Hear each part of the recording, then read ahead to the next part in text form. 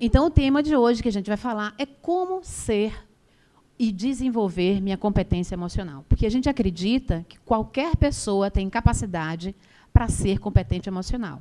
E, para isso, a pessoa precisa, principalmente, saber como é que ela funciona, como é que ela se relaciona com as outras pessoas, qual a visão que ela tem de mundo. E a gente vai começar a falar hoje exatamente isso. Sobre emoções. Como é que eu posso identificar e compreender quais são as emoções que eu tenho? E, para falar de emoções, a gente sabe que tem emoções que são consideradas autênticas e emoções que são consideradas disfarces. Uma emoção, ela é uma energia que impulsiona para a vida, e uma pessoa que tem competência emocional, ela tem como evitar emoções que são parasitas e emoções de disfarce. Sônia, qual é a diferença de uma emoção autêntica e uma emoção de disfarce? É que a pessoa fica fingindo? Não. Numa emoção de disfarce, a pessoa sente que está sentindo aquilo, apesar de ser uma emoção que não era para ela sentir. Vou dar um exemplo. A pessoa está morrendo de medo de uma entrevista. Ela começa a rir. Não, eu estou rindo porque está totalmente fora de sintonia com a emoção que ela precisaria estar tendo. Ela demonstra que está feliz porque está nervosa, quando, na realidade, a emoção que está por trás seria o medo. Só que ela sente realmente essa emoção de disfarce como algo real. Ela não está disfarçando ou fingindo. É uma emoção que veio substituir outra. Eu vou falar mais um pouquinho à frente. E o que é a emoção? A emoção, a gente tem consciência que é um fenômeno psíquico, neural e também fisiológico. Ou seja, ela afeta tanto a parte funcional, quanto a parte, vamos dizer assim, de funcionamento de dopamina, de serotonina, de tudo, como também o corpo da pessoa, como ela reage. E o que é uma emoção? É uma descarga de energia gerada pelo cérebro emocional, que é conhecido pelo sistema límbico, que é o sistema primário que é formado no embrião. Por isso que, às vezes, a pessoa fala que, quando a pessoa perde o controle, ela age como um animal, é o que a gente chama de sequestro cerebral. É como se a parte racional dela não funcionasse, e funciona exclusivamente esse sistema. E é o impulso neural que promove uma ação. Tá? As ações vão ser diferentes, ou os movimentos vão ser diferentes, de acordo com a emoção que a pessoa está sentindo. E a gente vai ver isso. A gente também tem, e precisa ter consciência, o seguinte: toda emoção ela tem 3 tempos diferentes. O tempo do sentir, e eu preciso reconhecer que eu estou sentindo e qual é a emoção que eu estou sentindo, para eu me tornar uma pessoa competente emocional. Eu preciso poder expressar qual é a emoção que eu estou sentindo, e a grande diferença é como é que eu vou atuar, ou se eu vou atuar. Porque, por exemplo, eu posso sentir raiva, identificar que estou com raiva e expressar. No momento, eu prefiro não falar, porque eu estou com muita raiva. Eu acho que não vai ser adequado. Eu, de uma certa maneira, eu estou expressando que eu estou, mas eu não estou me permitindo uma atuação inadequada. Então, muitas vezes, a gente precisa aprender a identificar o que sente, poder expressar verdadeiramente o que sente e ver se é possível ou não atuar. Criança, por exemplo, quando faz birra, às vezes se joga no chão. Atua da forma mais inadequada, vamos dizer, possível, mas é como ela sabe expressar. Então, como se fosse um turbilhão. Ela sente, ela expressa e ela atua quase que tudo ao mesmo tempo. E aí o que acontece? Às vezes eu vejo muito na clínica pessoas que dizem que não têm raiva. É impossível um organismo não ter uma determinada emoção. É impossível. Normalmente eu vejo muito bloqueio das pessoas não se permitirem sentir, principalmente o que eu vejo como mais frequente, questões religiosas. Não. Raiva não é uma coisa legal de se sentir.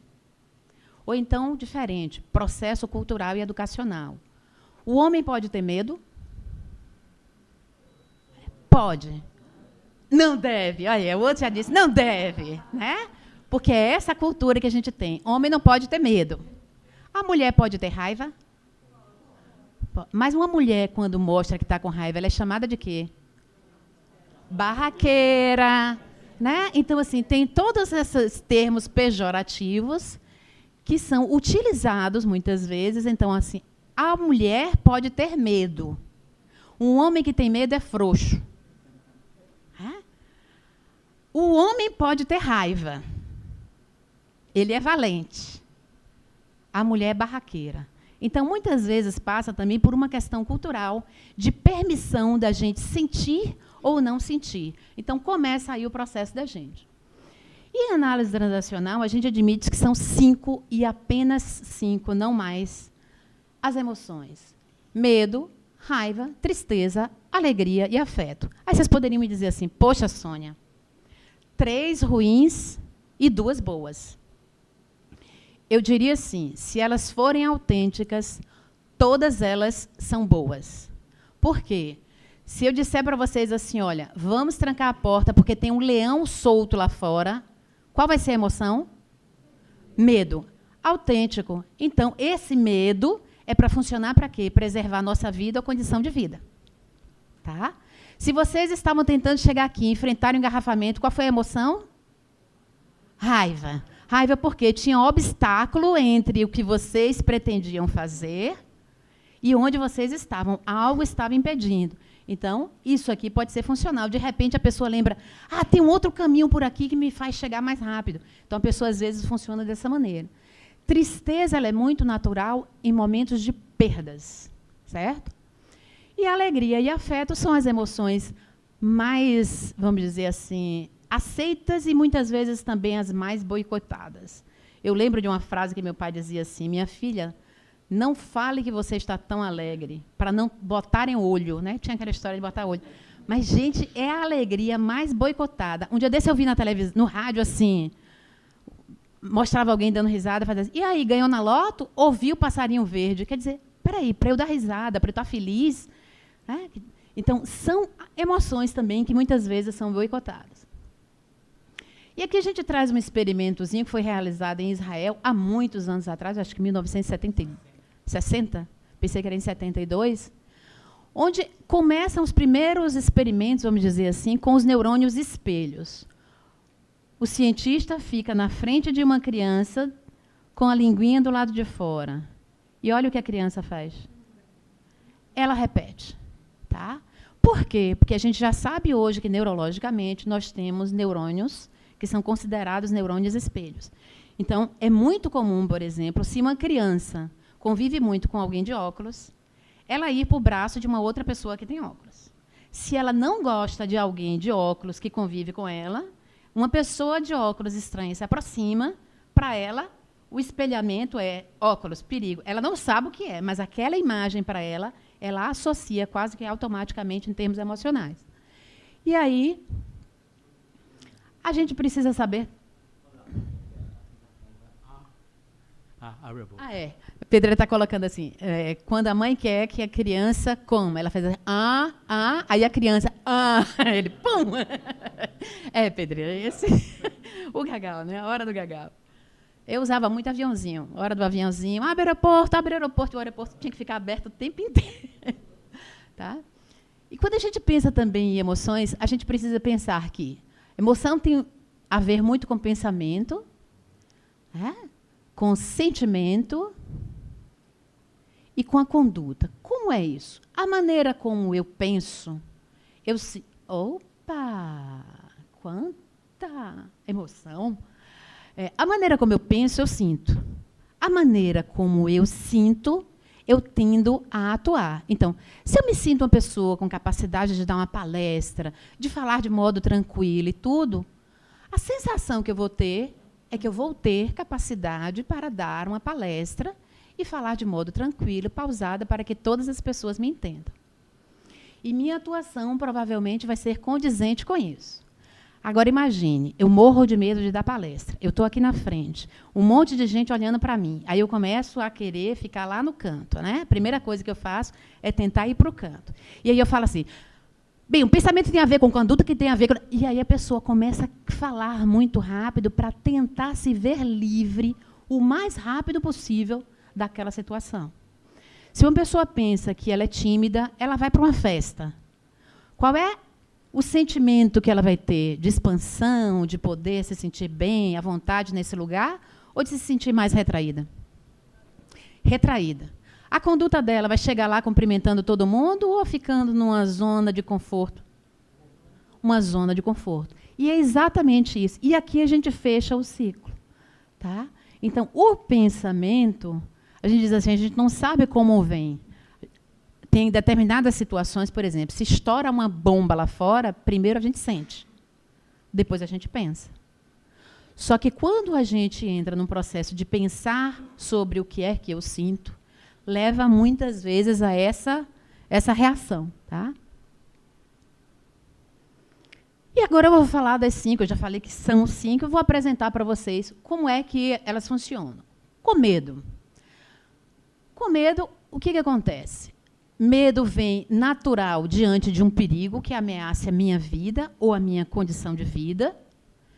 E o efeito que vai causar sobre o meu corpo vai ser lutar ou fugir. E aqui eu coloquei algumas figurinhas para vocês verem. Ó, medo de balança. Tem gente que morre de medo disso, né? Que seria um caso de pessoa estar com medo de sair, medo de se trancar no quarto, no processo depressivo. Uma criança, olha a sombra do gigante na frente dela. Tá? A raiva. A raiva, como eu disse para vocês, surge inicialmente por conta de um obstáculo. Algumas pessoas estavam querendo chegar aqui e foram impedidas de chegar no momento que queriam por conta do engarrafamento. A emoção, provavelmente, que experimentaram foi raiva. Tá? E o que acontece, então, quando as pessoas, às vezes, estão no trânsito tentando chegar em algum lugar? Quais são os efeitos? Agressão, defesa, superação. Por isso que, muitas vezes, a gente vê briga em trânsito. Porque as pessoas não sabem lidar com essa emoção. Aí aqui tem uma musiquinha bem calma para ver se a pessoa não entra em raiva. Isso é muito legal, né? Tá?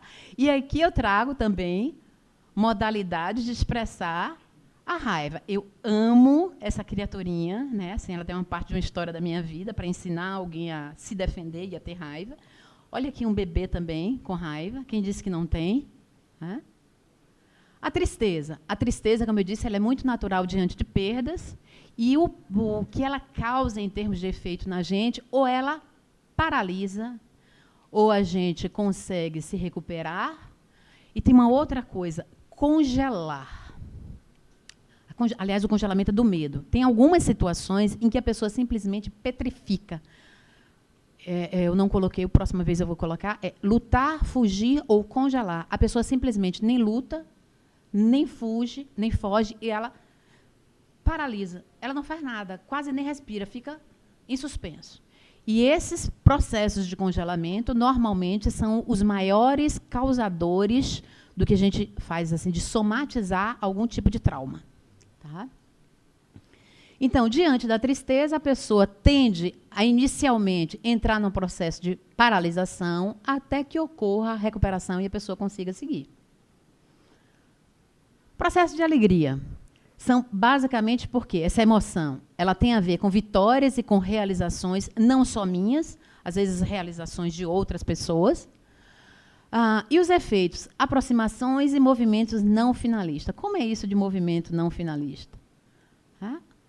Essas pessoas estão alegres, mas alguém pode me dizer o que é isso aqui? Que tipo de movimento é esse?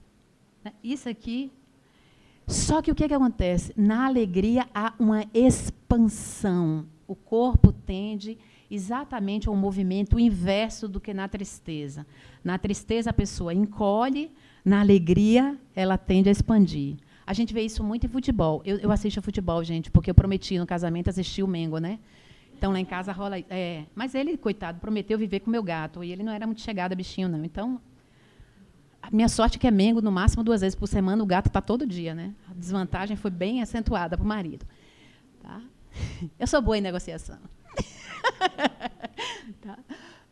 Então, eu vendo futebol, o pessoal briga, abraça, eu paro assim, parece um bando de louco. Tem gente que nem se conhece e se abraça.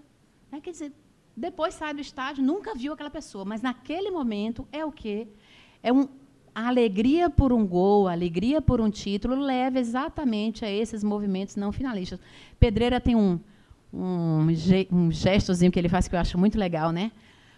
A pessoa passou em alguma coisa no concurso, passei. Aí ele faz, para que isso, gente? Né? Mas a pessoa está ali vibrando, que é da expansão. A pessoa precisa colocar a energia para fora. Eu costumo dizer assim, se tiverem algumas pessoas muito alegres juntas e juntassem um pouquinho dessa energia, acende uma lâmpada, gente.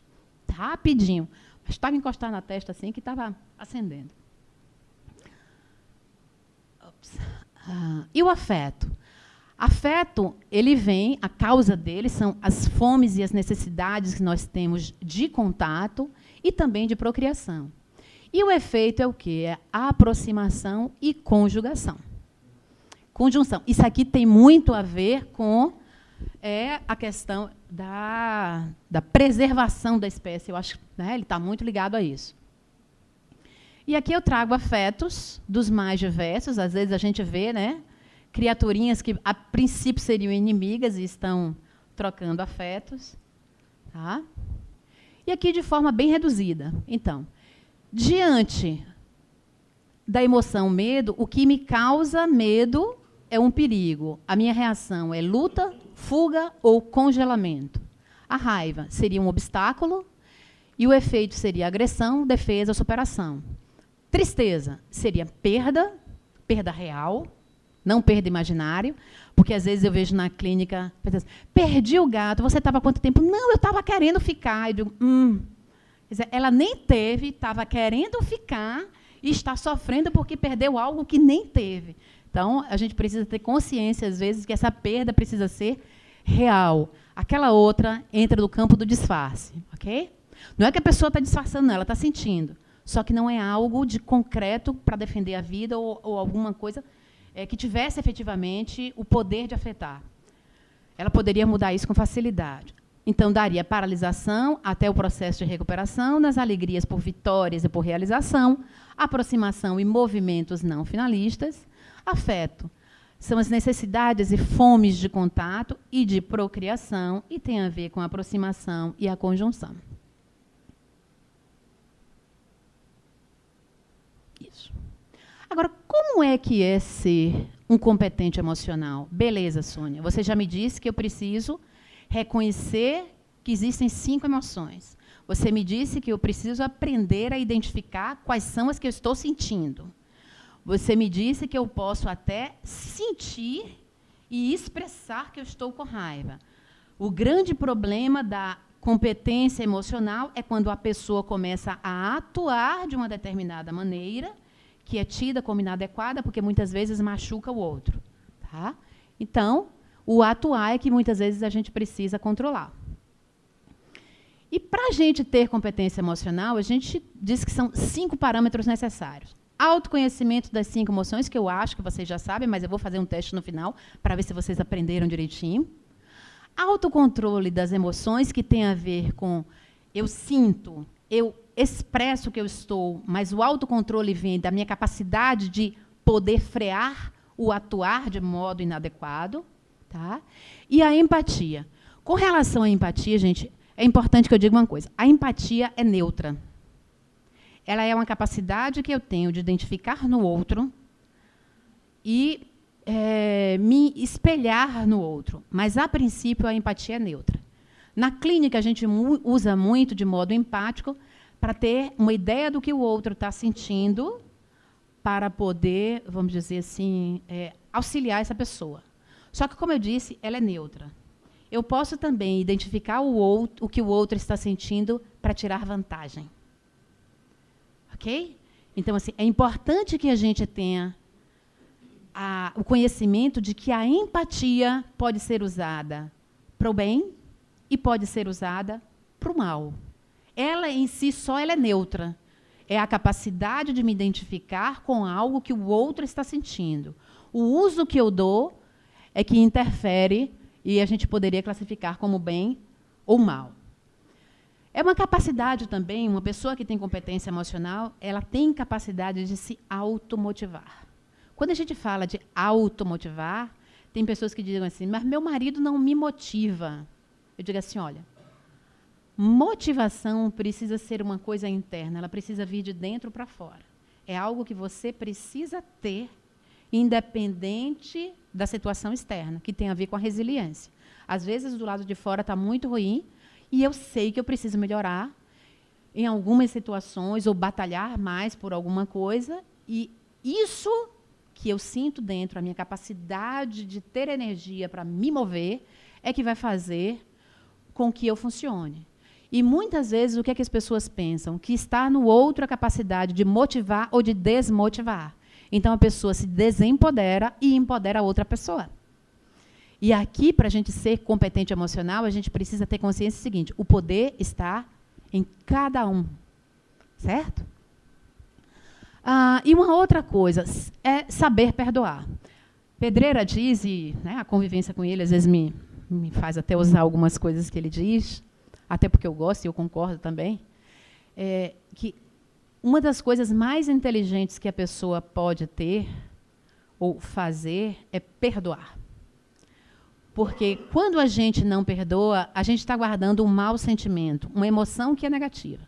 A gente pensa que está com raiva de Cida ou de, sei lá, né, de Inácio, eu estou com muita raiva e penso que estou afetando ele, quando na realidade a emoção está em mim. Quem está sofrendo com a emoção sou eu mesma. E isso funciona tanto para fora quanto para dentro.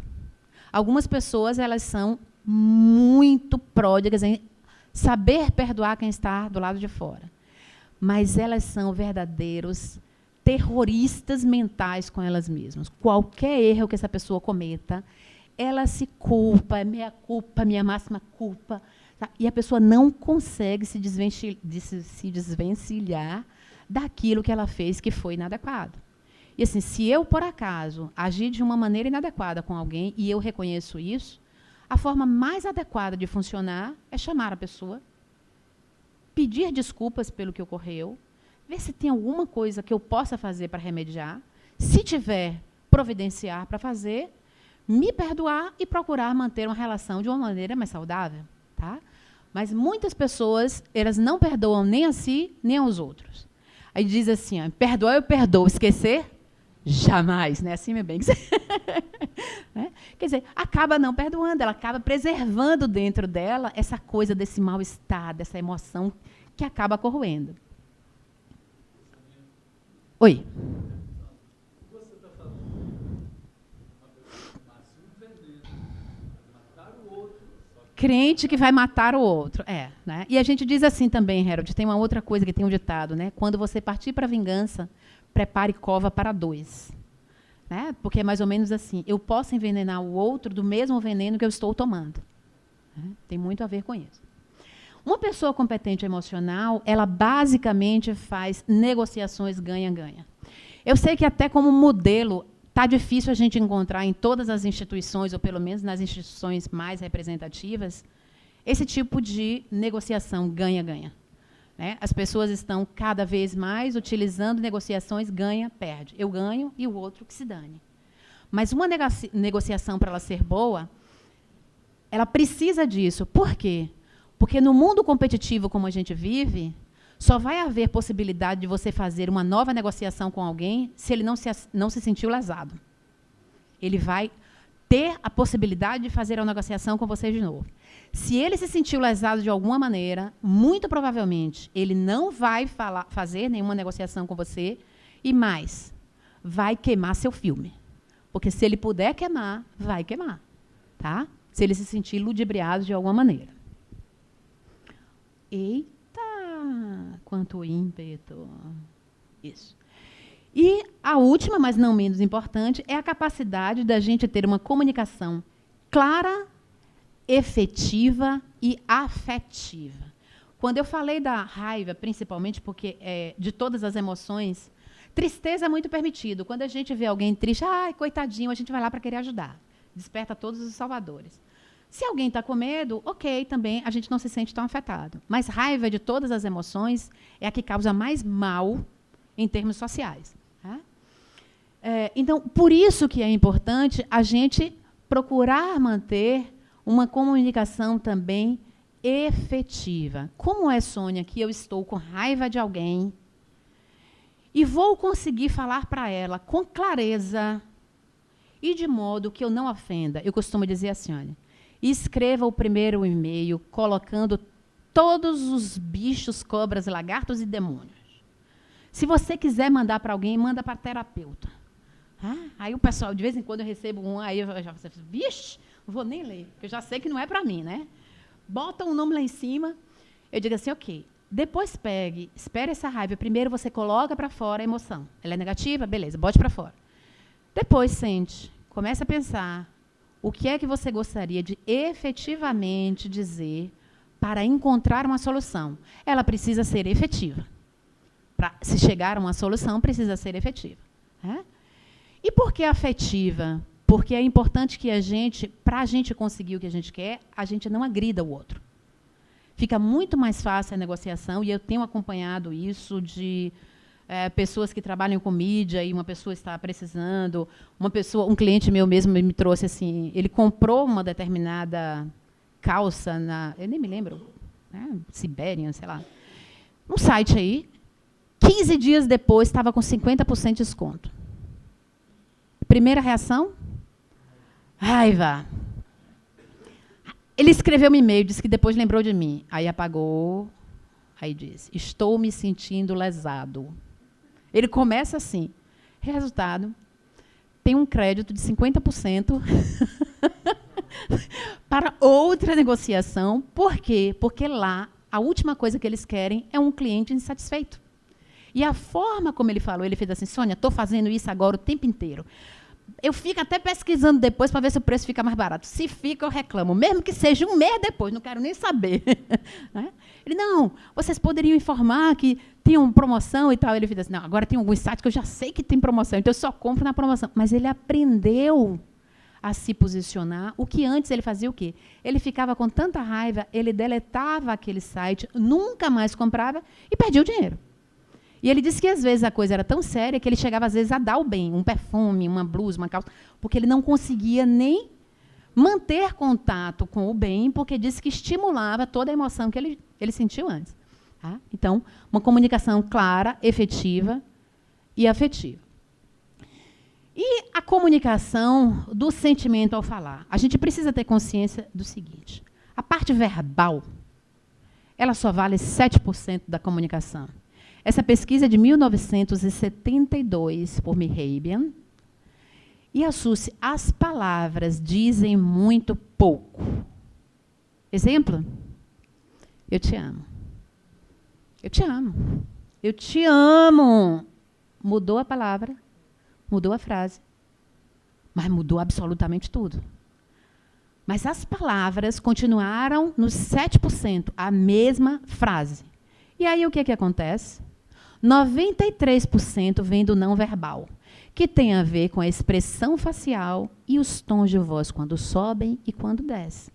Então, as palavras em si dizem muito pouco, a não ser que a gente realmente use aqueles caveirinhas, né, que quando a gente vai escrever, bota umas caveirinhas, não precisa nem dizer o que é, bota uma caveira, a pessoa já sabe. Aí sim, a palavra poderia também ser ofensiva. Agora, às vezes, eu me lembrei aqui de uma coisa, né? Por exemplo, Sônia, se uma mulher for xingada de um nome que não é adequado para ela, aquele nome de 4 letras, né? A mulher tem que reagir. Eu cheguei e falei, rapaz, preste atenção. Eu vejo pessoas, às vezes, no ato sexual, que o marido vira minha e ela fica super excitada. Então, assim, o momento em que se diz e como se diz, muitas vezes também leva essa mesma palavra a ter um entendimento diferente pelas pessoas. E eu disse para vocês que eu ia falar ainda um pouquinho mais sobre emoções autênticas e de disfarce. Qual é a diferença, então, Sônia? Fiz uma tabelinha bem... Ops, para de funcionar não, bichinho.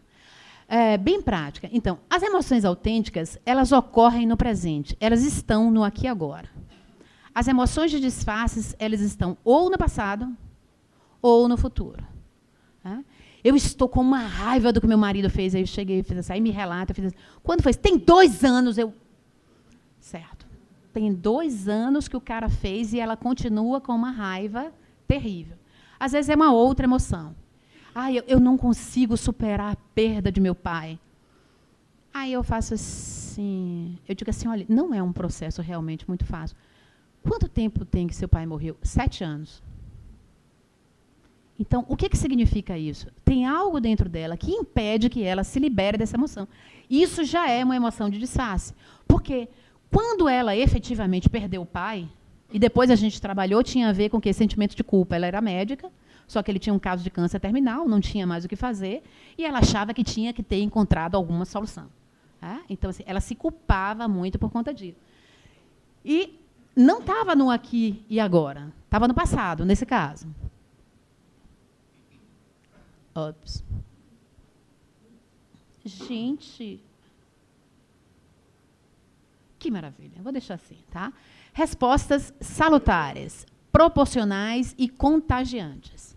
Então, como é uma maneira também da gente identificar? Se a pessoa está feliz e tudo, a gente ri com a pessoa.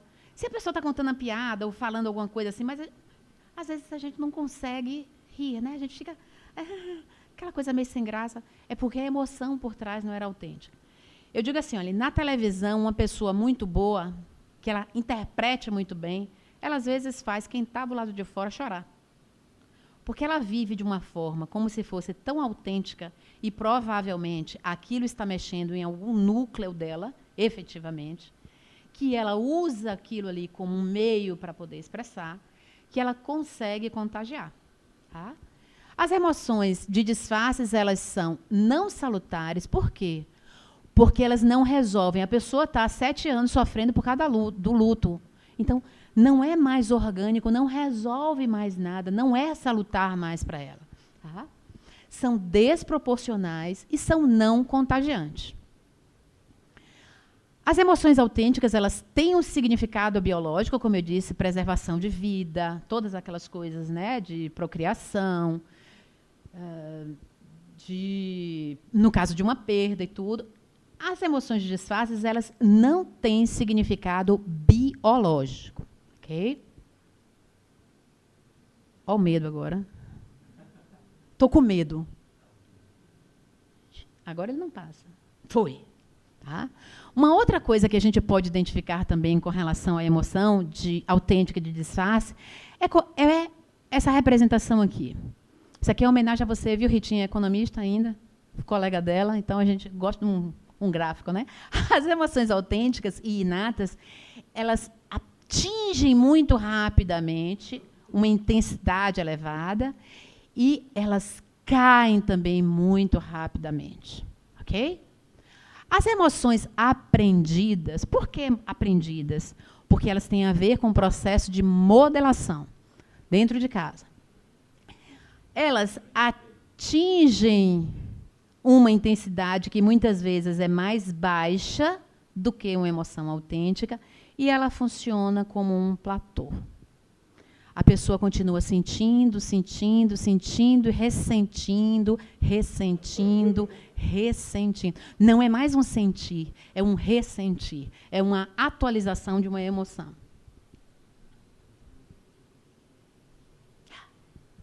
Alegria autêntica, ela pode ser traduzida pelas preposições, isso está no livro de Antônio Pedreira, na Gramática das Emoções, que se põe ao rir. Eu estou dizendo para você que eu estou com medo disso? Eu tenho, Pedreira, toda a fé em Deus. O problema é a fé no aparelho. Essa foi embora já há tempo. Eu acho melhor você botar o seu, viu? Aqui, eu vou abrir mais. Aí, eu aperto, ele não vai. Foi, pronto. Então, quando a gente pensa nas preposições, o que a gente pode ver? Como é que é um modelo de expressão autêntico de emoção? É ok rir com uma pessoa por alguma situação que a gente está ali na praia se divertindo com meu filho, porque eu estou andando de bike, eu estou desfrutando disso. Ou uma festa que está sendo promovida, né, na Escola da Maturidade. É ok rir para nossos amigos, para as pessoas que a gente ama. É ok rir por meus feitos e realizações, por seus feitos e realizações. Não é ok rir de. Porque rir de, a gente ridiculariza o outro. Ok? Então, assim, quando a gente pensa disso, é ok rir com, para e por. De, fica complicado. Porque aí é uma tendência que a gente tem de estar ridicularizando o outro de alguma situação. E isso, gente, acredite, isso dá Ibope. Isso dá programa de televisão, né? Aquelas pegadinhas, aqueles negócios, é o quê? Basicamente, rir de um processo de ridicularizar alguém em uma determinada situação. Tá certo? Tem gente que ganha dinheiro com isso. Eu nem cheguei a tocar. Tá bom demais. Então, rir de não é alegria autêntica. A gente vê aqui o bonequinho, o cara está fazendo a oração, o outro está se acabando de rir. Resultado, ele vai dormir, não consegue dormir, porque está com medo. Tá? E aí, quando o outro está dormindo em sono profundo, é o que ele faz? Vai lá e ri. É uma falsa alegria. Né? Eu disse o quê? Ri? Ai, desculpe, gente. É porque eu estava... Vocês estão vendo que eu nem estou indo para lá? Amor. Muito bem. Então, qual seria... Eu trouxe também uma definição de disfarce para vocês. Como eu disse, disfarce não significa que a pessoa está disfarçando, fingindo. Ok? É algo que foi aprendido. É uma emoção substitutiva, inadequada, que foi lá atrás na infância, fomentada por pais e substitutos, que entra no lugar de uma emoção autêntica, ignorada ou proibida por esses. Tem um casozinho que às vezes eu trago, que assim, a criança chega em casa, ela tirou 8 em matemática. Melhor nota da sala. A segunda melhor nota da sala foi 6. Então, a criança está eufórica com a melhor nota da sala. Chega em casa, vibrando. Mamãe, tirei 6. Mamãe, tirei 6. 6? Por que você... 8. Tirei 8? Mamãe, tirei 8. E por que você não tirou 10? Deixe seu pai chegar em casa. Nós vamos ter uma conversa séria. Acabou com o menino, né? O menino que estava feliz começa a ficar o quê? Com medo. Quando o pai chegar em casa, ele já sabe o que significa essa ameaça. Espere seu pai chegar em casa, porque rola isso. Então, o menino começa, ele sai da alegria, vai para a tristeza, né? Para o medo. Medo, ele fica todo encolhido. Aí chega a Dinda. O que é, meu dengo? O que você está aí todo triste? Ele, eu estava alegre, recebi bronca. Eu fico triste, eu ganho carinho. Alegria não é boa coisa para se sentir. E é assim que se dá o processo de aprendizado. Ele simplesmente, quando era para estar alegre, aí ele fica triste.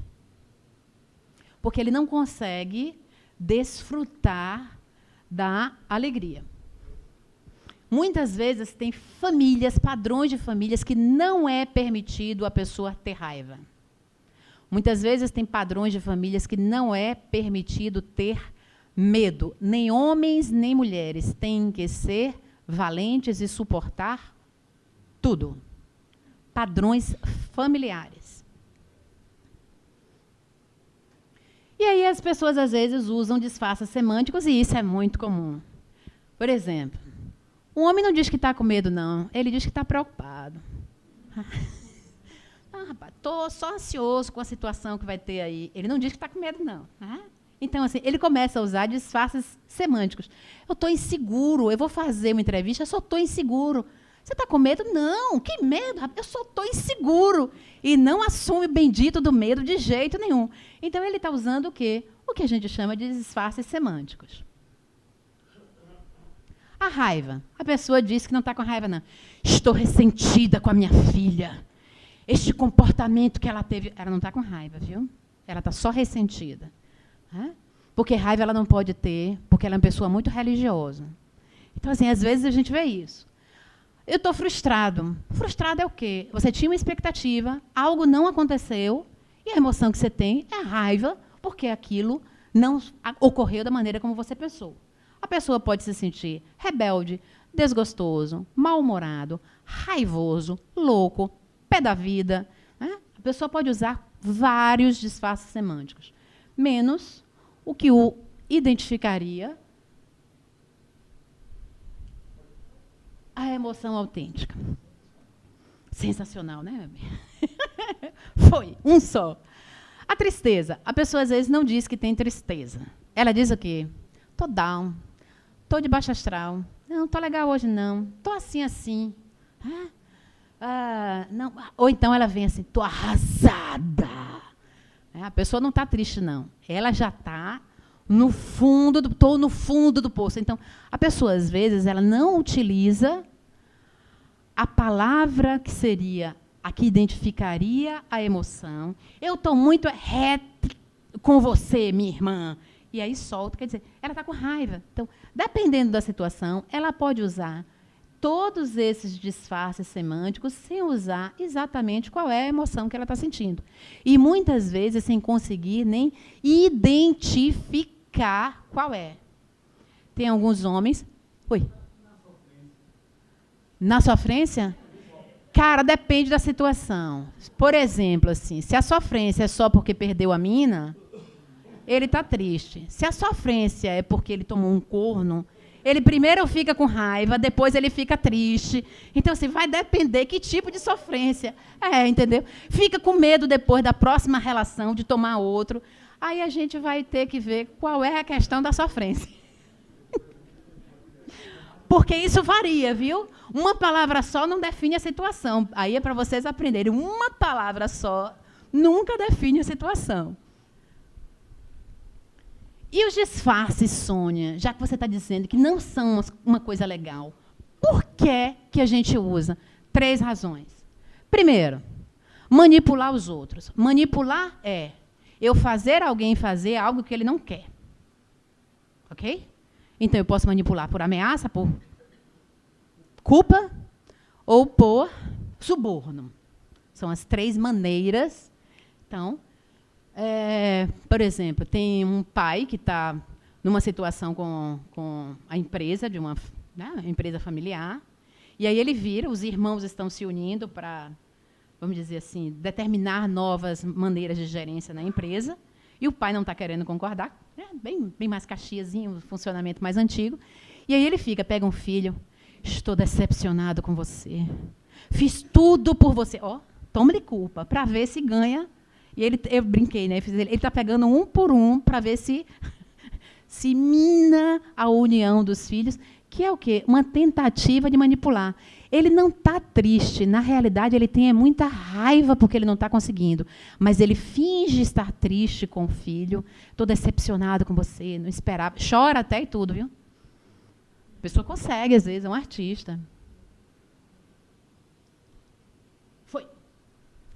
Obter carícias ou reconhecimento. Carícia é a unidade do reconhecimento humano. É como o outro me percebe que eu estou viva e como eu percebo que o outro está vivo. Carícia pode ser um olhar, carícia pode ser um sorriso, carícia pode ser um toque, carícia pode ser uma palavra, você está linda. Né? Então, assim, carícia pode ser não verbal, pode ser verbal, pode ser de plástico, a pessoa está horrorosa numa roupa, a vendedora precisa faturar. Ficou linda! E olha a cabeça. Ficou linda! É o quê? É uma carícia de plástico, a pessoa está aparentemente querendo vender e a gente precisa ler esses sinaizinhos, viu? A gente precisa ler esses sinais. Manter um relacionamento de dependência, um relacionamento simbiótico. Às vezes, a pessoa, quando tem crises, né, relacionamentos simbióticos, elas entram em raiva, elas ficam muito tristes, elas se deprimem, entre aspas, para que o outro não deixe. Então, elas começam a manipular de todas as maneiras, adoecem muitas vezes, porque chegam a somatizar, para que o outro não deixe, para que o outro se sinta muito culpado e volte à situação como estava antes. Ainda que essa insatisfatória, porque normalmente o relacionamento já não está mais servindo, mas ainda assim a pessoa quer manter. Pedreira tem um artigo que eu acho muito legal, que ele chama de crise de abstinência simbiótica. E nesse artigo ele fala que quando uma simbiose é rompida, a pessoa tem a mesma reação como se fosse um usuário de drogas. Vou repetir. As reações de abstinência de drogas são iguais a que uma pessoa tem quando é rompido um vínculo simbiótico. Por isso que isso é tão perigoso. E isso ameaça tanta competência emocional de uma pessoa. Então, a raiva pode ser autêntica e a raiva de disfarce. A raiva autêntica, ela serve para defender minha vida e minha condição de vida. Ela é inata e ela está acontecendo aqui e agora. Já a de disfarce, ou a parasita, ou a chupa-cabra, como Pedreira também apelida ela, ela resulta de expectativa não cumprida, ok? Então, ela é aprendida. E a gente tem consciência de uma coisa. Tudo que foi aprendido pode ser desaprendido. Tá? Então, por isso que a gente acha que qualquer pessoa tem capacidade, sim, de ter competência emocional, porque o que não estiver funcionando de maneira adequada pode ser aprendido de outra maneira. E quais são os efeitos, né, e causas, as causas e os efeitos da raiva parasita? É aprendido num contexto familiar, resulta de expectativa não cumprida. Como eu disse. Isso. Induz a atitudes vingativas, aqui Herodjakova para 2, críticas e excessivamente críticas e opressivas. A pessoa simplesmente, se ela tiver um mínimo de poder sobre o outro, ela vai usar isso de uma forma muito opressiva para com a pessoa. E às vezes nem tem. Às vezes são pessoas que estão numa sociedade 50-50, 50% para cada um, e um deles se sente no direito de oprimir o outro. Né? Isso por quê? Porque a pessoa está em alguma situação de raiva parasita. E acarreta o quê? Acarreta somatizações, podendo acarretar até acidente vascular. Ok? E como é que a gente pode, Sônia, então? Você está falando da raiva, que você já me disse que a raiva é a pior de todas. Como é que a gente pode, então, aprender a controlar isso? A competência emocional é a chave para qualquer atitude para o bem-estar bio, psíquico, emocional e relacional. E a educação das emoções é um fator tanto de sucesso pessoal como sucesso profissional. E como eu disse, assim, para a gente ser educado, a gente precisa saber primeiro quais são. Como eu sinto, as maneiras de atuar que são adequadas ou não.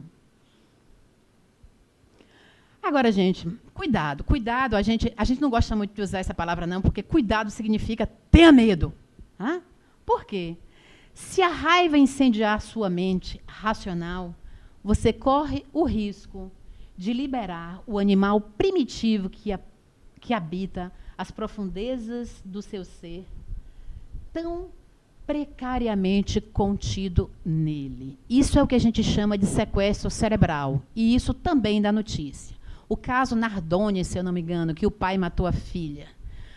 Tem vários casos. Isso é o quê? É um descontrole total e uma inundação do cérebro racional. E eu vi um dia desse por uma pessoa que eu fiquei apaixonada, ela explicando como era que funcionava o sistema racional. E ela pegou a mão. Ela disse assim, Sônia, a gente nasce com isso aqui. O nome dela é Gina Ross, uma das pessoas que trabalha com trauma da forma mais maravilhosa possível. Ela disse, o cérebro emocional é isso aqui. O cérebro, com todo o sistema, com a amígdala, com tudo, ok? O cérebro racional é isso aqui. Quando o cérebro racional fica desautorizado, ele fica frouxo. E é muito fácil acessar o cérebro emocional. Então, a gente diz assim, olha, para ser competente emocional, eu preciso estar com o meu racional ativo o tempo inteiro. O meu adulto precisa estar sendo ligado o tempo inteiro. Porque, senão, corre o risco, sim, de ocorrer um sequestro cerebral.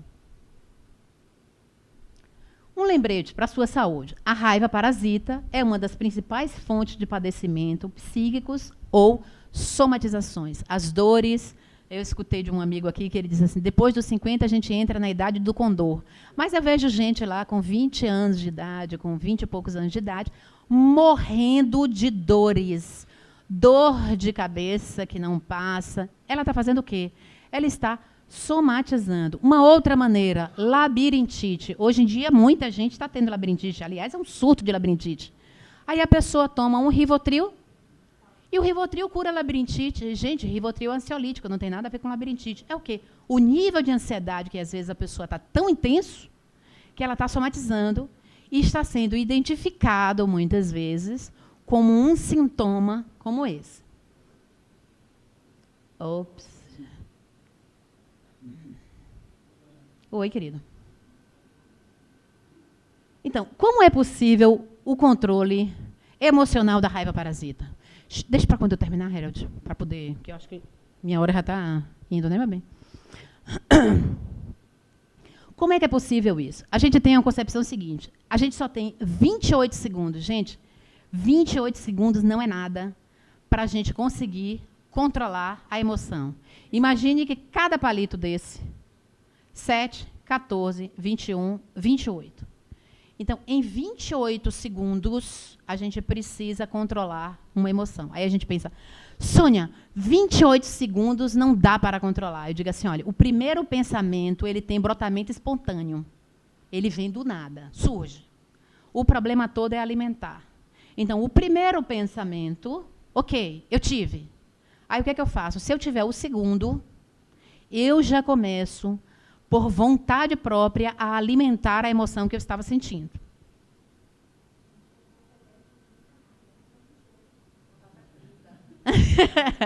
Não, mas 10 já funciona, por quê? Porque você tira o foco para alimentar o segundo palitinho queimar tão fácil. Né? Mas é assim, ó, 1, 2...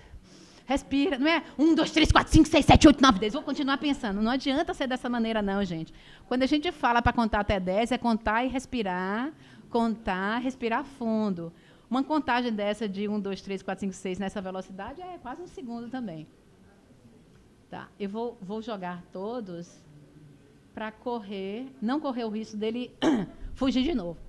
Então, como é que eu posso, Sônia, controlar a raiva parasita, já que você disse que ela é a maior causadora de problemas relacionais? A gente vê no trânsito, no trabalho, entre amigos, entre irmãos, sempre é essa emoção que mais afasta. Ao primeiro sinal de raiva, respire fundo. Respirar fundo e simultaneamente conte até 10. Por isso que eu disse, não pode ser naquela pegada do 1, 2, 3, 4, 5, 6, 7, 8, 9, 10. Tem que ser uma coisa bem respirada, bem cadenciada. E pergunte-se, esta raiva é para defender minha vida ou condição de vida? Gente, se a resposta for sim, deixe fluir, porque ela é autêntica e ela é biológica, ela é necessária para você defender sua vida. Se a resposta for não, pergunte qual era a minha expectativa. Tinha provavelmente alguma coisa do desejo de você em relação à situação que foi frustrada.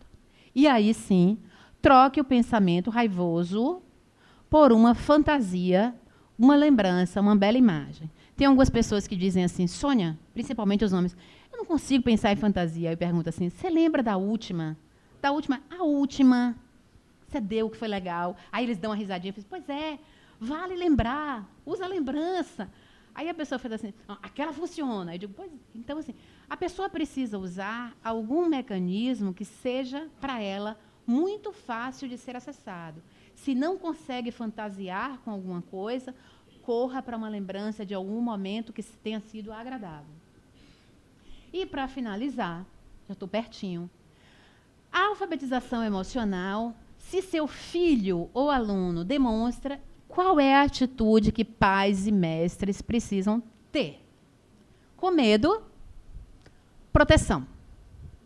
Com raiva, permitir que expresse. Preste atenção, gente. Aqui ele está sentindo e expressando. Não tem a ver com atuação, ok? Mas permitir que ele expresse. Não é atuar, se jogar no chão, essas coisas. É conter, se for o caso, eu percebo que você está com raiva, mas conter a atuação, para ele já ir sendo ensinado. E compreender e respeitar que ele tenha. No caso da tristeza, proteger a criança ou o aluno. No caso da alegria, compartilhar e permitir. No caso do afeto, também compartilhar. E como eu disse, eu sou boa de teste. Algumas pessoas viram, mas eu trouxe de novo. Quero saber se todo mundo sabe identificar aqui as emoções. Volto, claro. E saio da frente.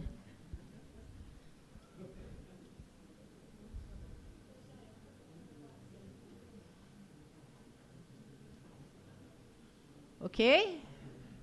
Podemos ir para o teste, porque eu quero ver se vocês já começaram a ser competentes emocionais? Podemos. Ok. Qual é essa emoção? Muito bem. Essa? Essa?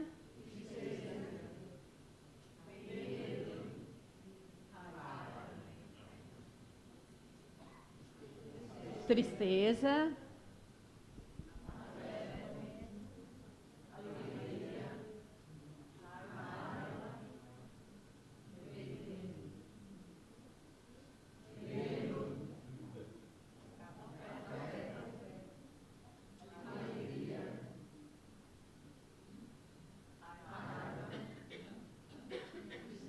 E hoje criaram esses emoticonzinhos que fazem com que a gente consiga expressar, né? Muito facilmente. Eu não sei se vocês sabem, mas o Brasil é o país que mais usa essas carinhas. Em pesquisas, o Brasil é campeão nisso. Nós somos.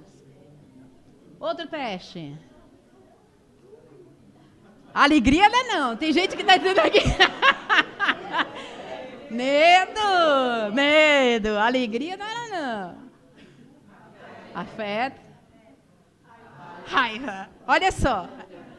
Quem disse que um pequeno desse jeito não pode ter raiva? Ops.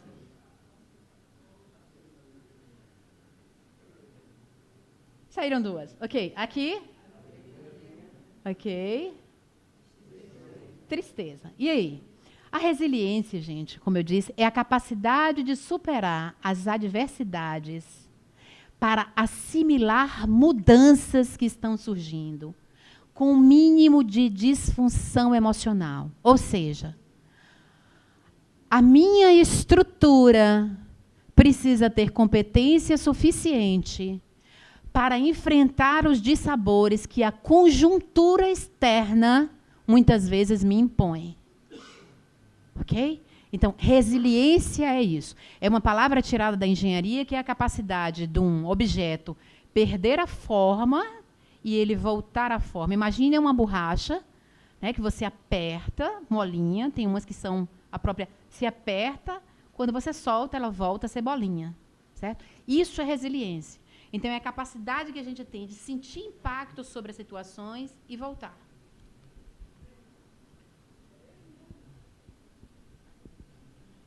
Estão querendo tirar foto, Mima. E... Ops. Como eu disse, eu sou economista, adoro fórmula. Rita? Essa aqui também. Tem mais economista? Tem mais gente de exatas aqui, gente? Tem. Com essa crise, né? Tá aí, tá vendo? Aí, ó. Qual é a fórmula, então, gente, para ser feliz, para feliz? F é igual a R menos E. Certo, Sônia? F eu acho que tem a ver com felicidade, porque você já falou. Certo. R eu já pesquei porque esse negócio saiu antes. R tem a ver com o quê? A capacidade da pessoa entrar em contato com a realidade e implementar ações com base nesse conhecimento da realidade, não da fantasia. Sônia é expectativas. Então, quanto mais eu tiro as expectativas do meu processo de ver o que é que está acontecendo na realidade, mais facilmente eu vou conseguir atingir a felicidade. Era isso, gente.